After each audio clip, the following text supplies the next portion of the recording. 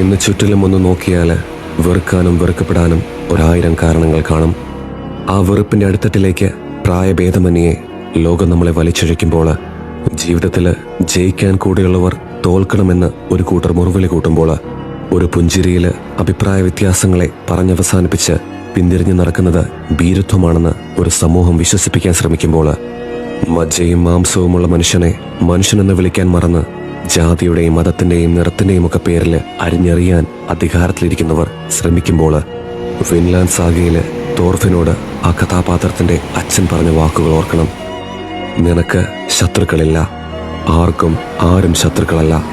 ഈ ഭൂമിയിൽ ഒരു മനുഷ്യനും വേദനയും വെറുപ്പും അർഹിക്കുന്നില്ല. ഇന്ന് നിങ്ങൾ തോൽപ്പിക്കണമെന്നും തകർക്കണമെന്നുമൊക്കെ ആഗ്രഹിക്കുന്ന ആ വ്യക്തികള് നിങ്ങൾ ഒരിക്കലും അറിയാത്ത വേദനകളിലൂടെ കടന്നുപോയവരായിരിക്കും. വെറുപ്പിനെ വെറുപ്പുകൊണ്ട് ഒരിക്കലും തോൽപ്പിക്കാൻ കഴിയില്ല സുഹൃത്തെ.